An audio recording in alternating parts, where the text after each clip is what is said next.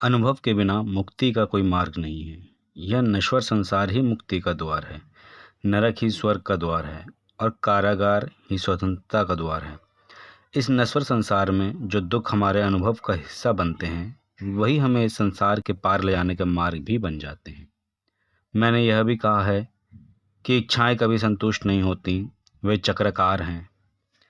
आप उनके पीछे भागते रहें, उनका कोई अंत नहीं है।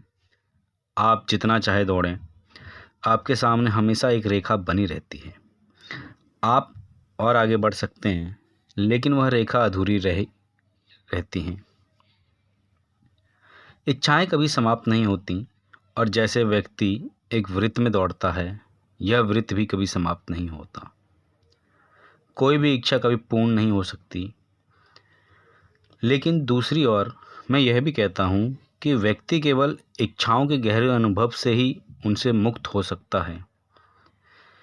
ये दोनों बातें विरोधाभासी लगती हैं, परंतु है नहीं। व्यक्ति गहरे अनुभव से संतुष्ट नहीं होता। यदि वह संतुष्ट हो जाए तो उसे मुक्त होने की आवश्यकता ही नहीं रहेगी। उसका असंतोष ही वह कारण बनता है जो उसे स्वतंत्रता की ओर ले जाता है। वह हजारों बार उस चक्र में दौड़ चुका होता है और देखता है कि वह वहीं है, फिर भी कोई संतोष नहीं है। ऐसा अनुभव ही इच्छाओं का गहरा अनुभव है। वह बहुत दौड़ता है, बहुत खोजता है, जो चाहता है वह पा भी लेता है, फिर भी खाली हाथ रहता है। वह इस अनुभव में एक बार नहीं, अनेक बार गहराई तक जाता है, पर उसकी इच्छा संतुष्ट नहीं होती। इसके विपरीत ऐसा होता है कि वह दौड़ना बंद कर देता है और ठहर जाता है। वह वहाँ खड़ा हो जाता है क्योंकि वह कहता है कि मैं इस रास्ते पर बहुत बार दौड़ चुका हूँ। मैं एक वृत्त में दौड़ रहा हूँ। मैं कहीं नहीं पहुँच रहा हूँ। मैं कहीं नहीं पहुँचा। ऐसे गहरे अनुभव के बाद भी यदि वह सोचता है कि थोड़ा और दौड़ने से शायद लक्ष्य मिल जाए, तो समझना चाहिए कि उसका अनुभव अभी इतना गहरा नहीं है उसे इच्छा से मुक्त कर सके। लेकिन यदि वह कहता है कि यदि मैं एक चक्कर और लगाऊं तो शायद वह पा लूं जो अभी नहीं मिला है, तो यह समझना चाहिए कि उसका अनुभव अभी पूर्ण नहीं हुआ है। पूर्ण अनुभव का अर्थ इच्छा की पूर्ति नहीं है, बल्कि उसका अर्थ है दौड़ने की समाप्ति।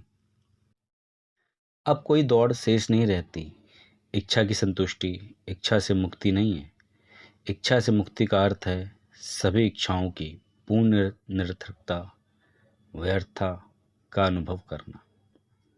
अपने ही घर के भीतर देखने के लिए हमें इधर उधर भागना बंद करना होगा। अपने भीतर देखने के लिए हमें बाहरी यात्रा छोड़नी होगी। उसे देखने के लिए हमें अपनी दृष्टि भीतर मोड़नी होगी।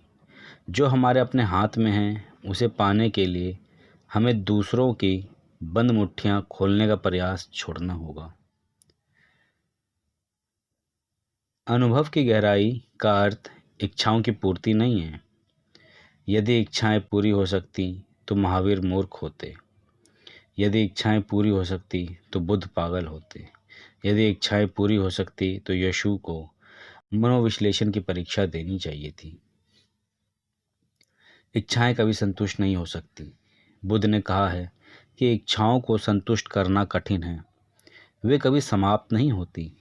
लेकिन ऐसा अनुभव व्यक्ति को इच्छाओं से परे ले जाता है, और जो इच्छाओं से प्राप्त नहीं होता वह निरीक्षा से प्राप्त होता है।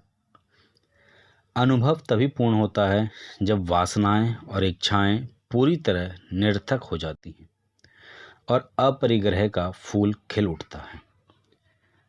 अपरिग्रह का फूल उसी व्यक्ति के भीतर खिलता है जिसकी वासनाएं गिर चुकी हैं, जिसकी इच्छाएं समाप्त हो चुकी हैं। तब ऐसा व्यक्ति दौड़ता नहीं, ठहर जाता है। तब घर दूर नहीं रहता, वह उसके पैरों के पास ही होता है, उसके पैरों के नीचे ही होता है। तब बाहरी संसार में पाने के लिए कुछ भी नहीं रह जाता। जो पाने वाला था वही पाया हुआ बन जाता है। खोजने वाला ही खोजा हुआ बन जाता है। जो भीतर खोजता है वह पाता है कि वह स्वयं को ही खोज रहा था, लेकिन शायद वह दर्पणों में खोज रहा था। उसने अनेक दर्पणों में खोजा पर कुछ नहीं मिला।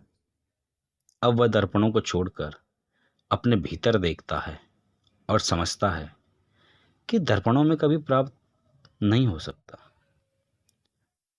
क्योंकि वहाँ केवल प्रतिबिंब होता है। वहाँ कोई वास्तविकता नहीं होती। वे केवल एक आभासी स्थान के भ्रम थे।